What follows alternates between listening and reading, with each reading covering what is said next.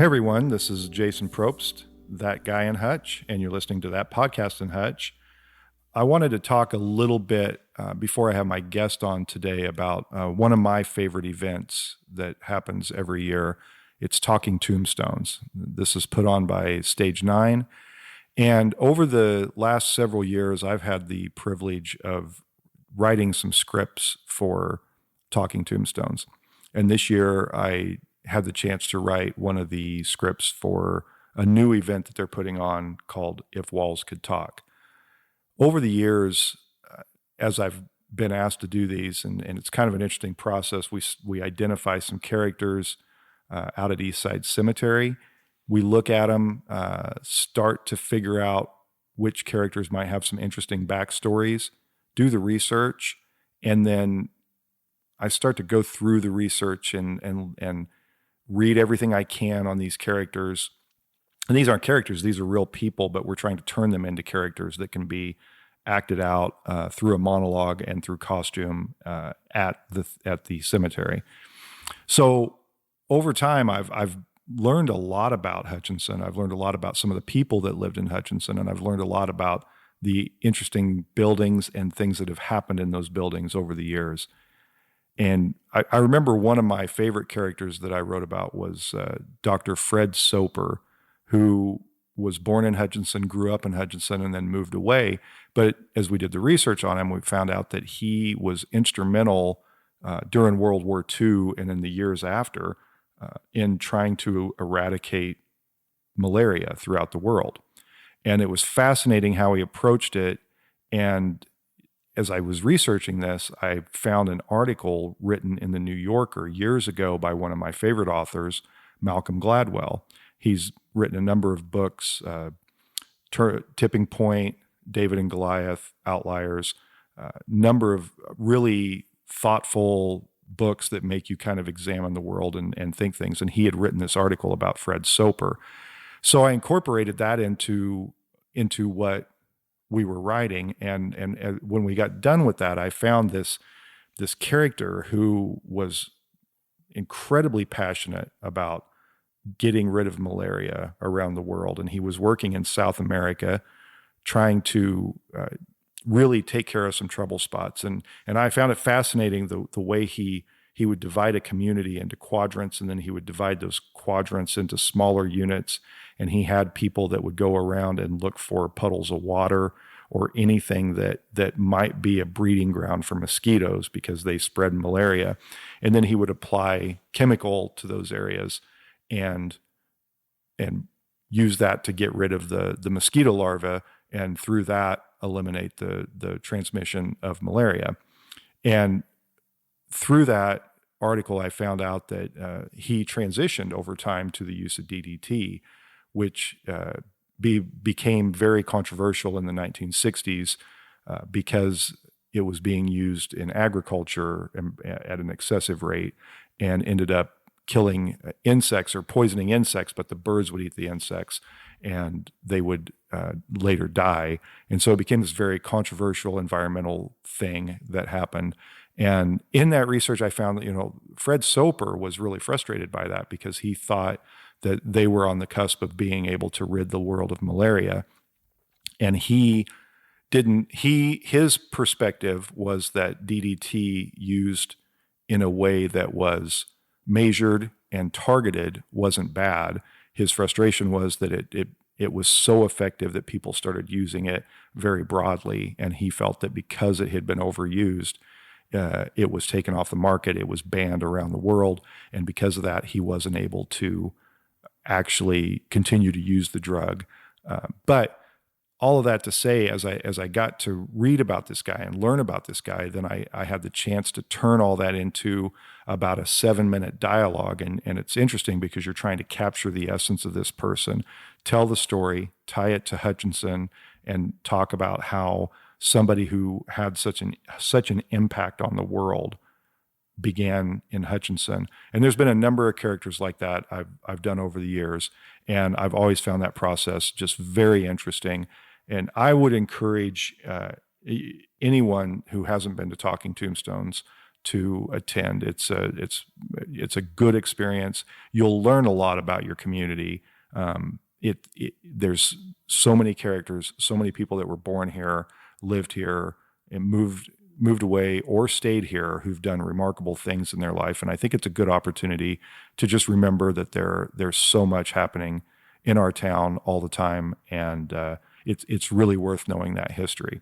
So coming up, you'll get to hear from Lynsey Becher, who is the artistic director for Stage 9, and she's putting together two events.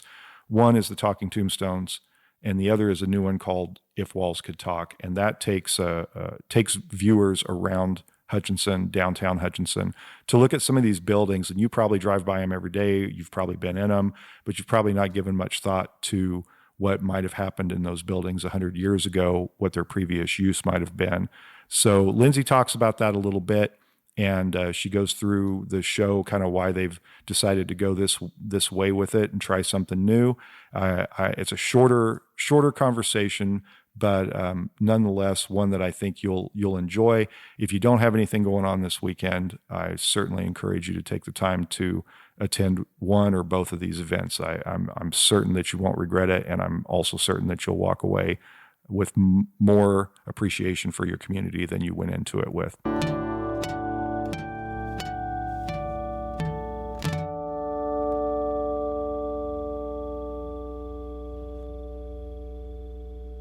Hey everyone, this is Jason Probst, that guy in Hutch, and you're listening to That Podcast in Hutch.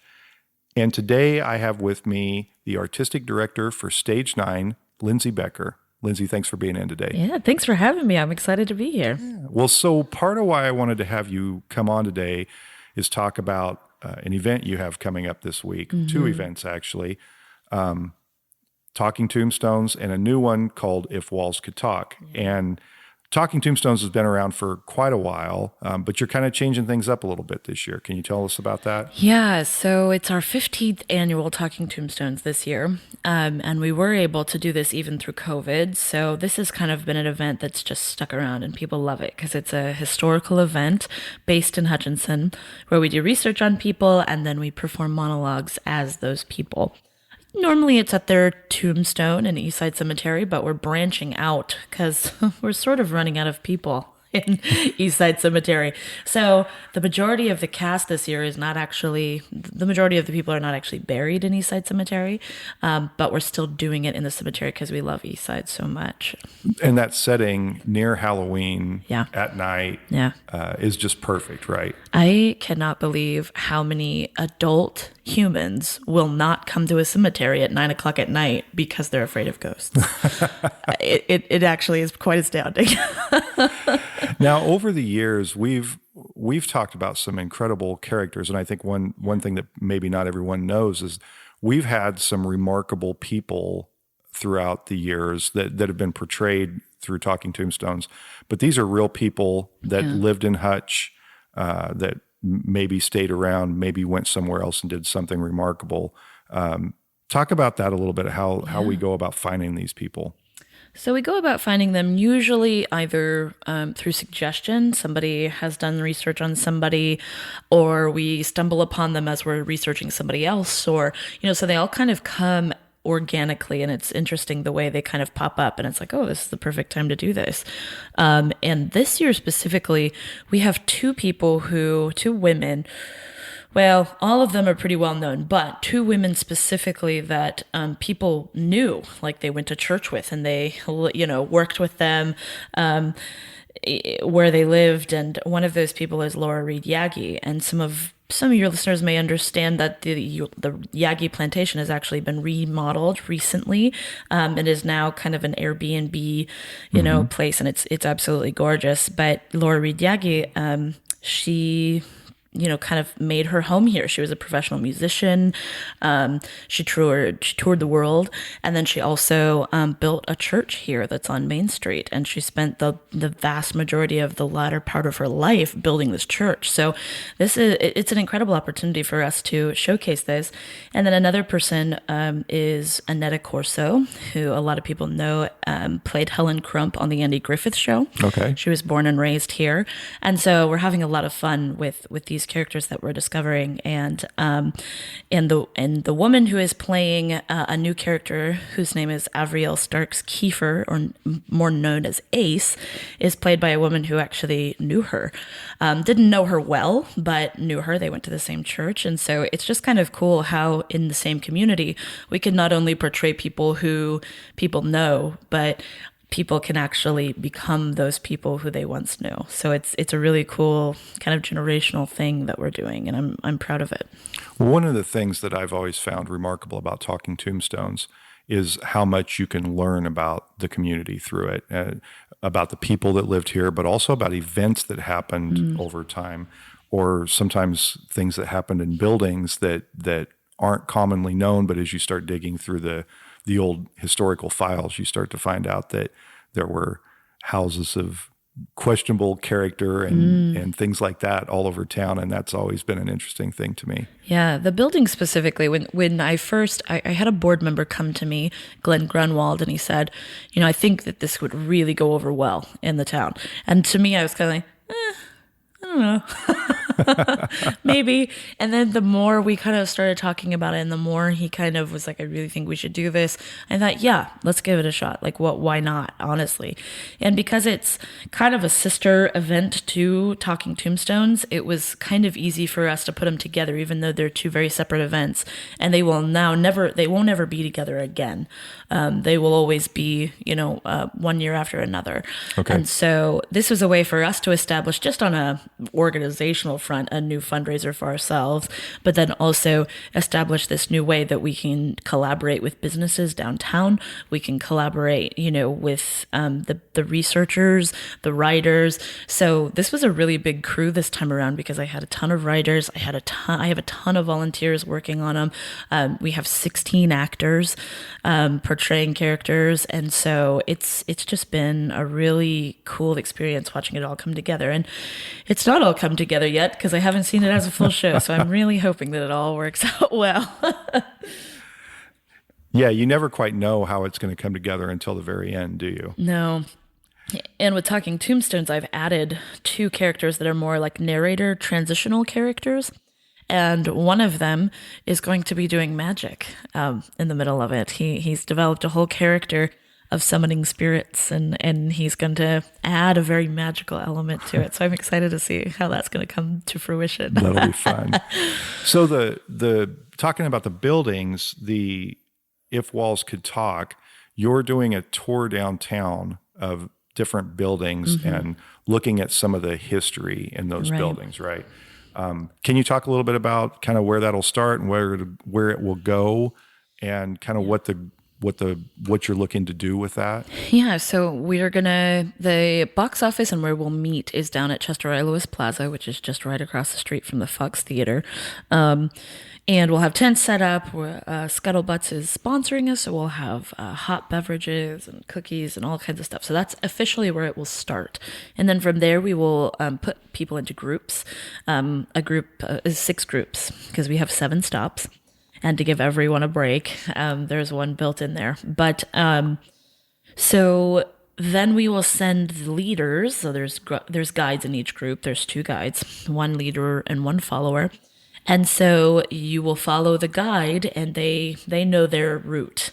So basically, it starts, everybody starts at a different position, so there's no like real start point. But it goes as far north as Bookends, which is basically just south of the DCI park. Okay. So that's and right next door to Refner's.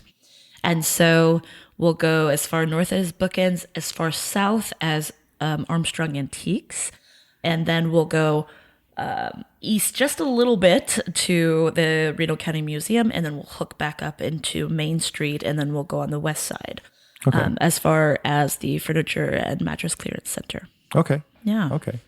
So Glenn came to you with this idea and said, hey, I think this might work. And then in the last year or so, you've been kind of working on identifying the buildings and putting... And that's an interesting process too. It's not just the building. You have to have characters to tell the stories about the buildings, right? Yeah. And that was interesting, trying to figure out who we're going to be. Like, some of them are just they're really just narrators or, we didn't have enough men audition and I couldn't find enough men to do it. So we had male characters that then we just had to transfer into female narrators, which I think in my experience with theater, if something doesn't work out and you have to switch it, it usually means that the people that come into it are the right people for it. And I think that's the case with this. And so, that was an interesting thing where we did identify characters and then it turns out that we weren't able to do that. So being adaptable and being flexible has really made this cast so fun, and there's costumes, and I really let the actors have a lot of agency with the characters and where they wanted to go with costuming and stuff. So it's going to be a fun time, and each stop is kind of unique where it's still in monologue form, but a couple of them have a couple of actors there doing live stuff. We've produced a couple of films that I'm really excited about. And then one of them is just a straight up architectural tour because Bookends specifically, they tried to keep so close to the historical accuracy of the first building that it's just cool to go up and see it. So that'll be the one building where we actually go up all 3 flights and they get to see the entire building, as well as the beautiful lofts that are inside of it. So I'm excited for people to see those upper quarters. Yeah, that'll be great. So if Walls Could Talk is happening on Friday night. Yes. At 6:30. Yes. Right. And like you said, everybody will meet, but then they'll split up into different areas. And then Talking Tombstones is the following night on Saturday. And you have 2 sessions for that, a 6 p.m. session and a 9 p.m. session. Right. And it's not going to be a walking tour. Normally Talking Tombstones is a walking tour. But of course, last year, just to kind of adapt with COVID, we just did a, bring your own chair event. We actually got such good feedback from it. Like, thank you for not making us walk on that crazy ground because, we're always worried we're going to die. And it's a cemetery. What a horrible place to die, right?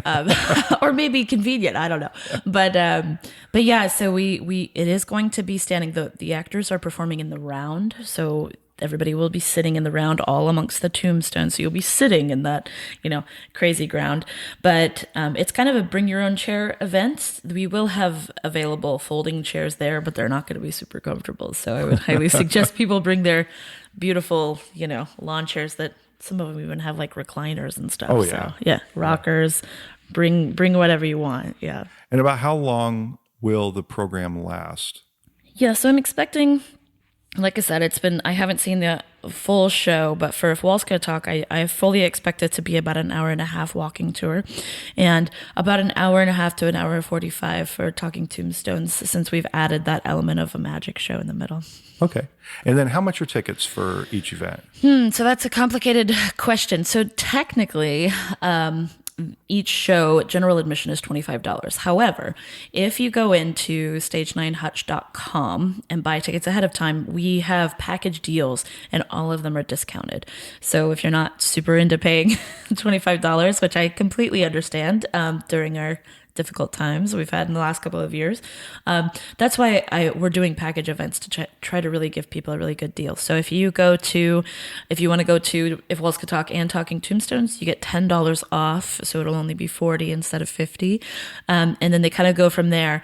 And we're also introducing a merchandise bag this year, which I'm really excited about. We'll have they're really nice canvas reusable bags that you can take with you on the walking tour, take everything from the businesses. Some of the businesses are going to be offering discounts for the following week for anybody who attended the event, and they have a couple of goodies, and Scuttlebutts is offering a deal as well. So the businesses have been amazing in the sense that not only are they opening up their space to us, but they're going to be offering some deals to people who attend the event. That's fantastic. Yeah. Now it's probably important to talk about too. This is a fundraiser for Stage 9. One of the hardest hit areas in the last 18 months or so has been performance venues such as yours. Talk about how important it is to try to get your legs back under you as we emerge from this and have the funds to be able to put on additional shows in the coming years. Yeah. Well, I tend to be a glutton for punishment normally just as a human, but I've been working really hard to keep Stage 9 just in front of the audience. So we've actually done a ton of shows during COVID that I've been really, really proud of, whether they're streamed or we've done outdoor venues. We've still done fundraisers. So we've actually been able to keep a pretty steady stream of performances, auditions, trying to get not just for entertainment value for the community, which we all need right now, but it's also an outlet for the people who do the shows with us because, as we all know, all of us as adults, we need outlets. We need Oh, yeah. playtime, and not very many of us do it. And playtime looks different for all of us. Sometimes work is play for us, or the creative arts. And so we've been fortunate enough to be able to have a constant stream, but that we haven't been able to have a full blown season. And also, people haven't been able to put money towards us as much because everybody has been hit so hard. There's just been no one left behind as far as getting hit by this virus. So it has been a difficult thing, even though we've been able to keep above everything. So I felt like we struck a good balance, but it's going to be really important for us in the next couple of years. I actually think the next couple of years might be harder than the last couple of years have been, just because of economy, all the fun political stuff that we're all so excited to talk about with each other these days. But it's really important for us to keep that consistency going. So it's not just for us, it's also for the people that we work with. Absolutely. Well, I'm glad that you're here. I'm glad that you're putting this on again this year. And I'll say, if you haven't been to Talking Tombstones, you should check it out. It's a fascinating production. And I'm really excited this year to see if walls could talk. And Lynsey, thanks for coming on today and talking a little bit about what you've been up to. Thanks for having me.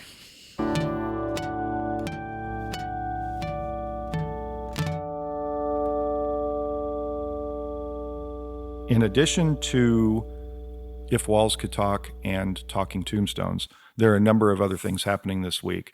This Thursday is the monthly Third Thursday event, and this will be the one right before Halloween, so I imagine that there'll be some spookiness downtown. But they'll have food trucks, they'll have music, they'll have vendors, they'll have a lot of informational booths.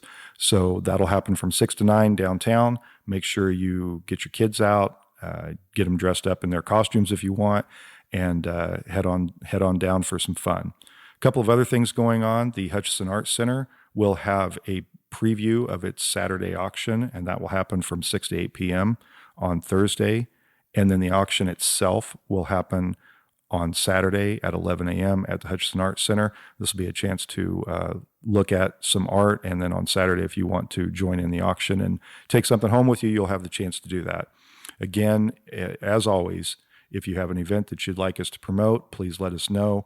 We'd love to talk about your event and anything happening in Hutchinson. I'd like to thank a few of the people who've helped make That Podcast in Hutch possible. My son Mitchell Probst wrote and recorded the music for the show. Jenny Brigette put together some great graphics and promotional art. And Chris Acker helps overcome my mistakes to produce a great sounding product every episode. That Podcast in Hutch is made possible through a collaboration between the Hutchinson Arts and Culture Collective and Salt City Sound.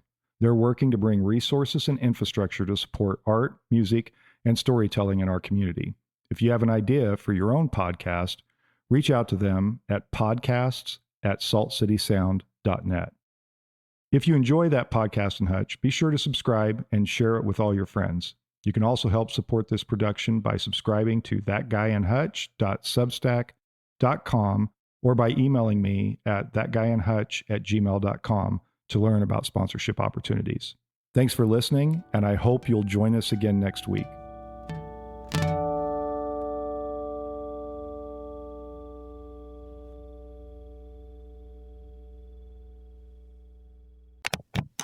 A Salt City Sound production.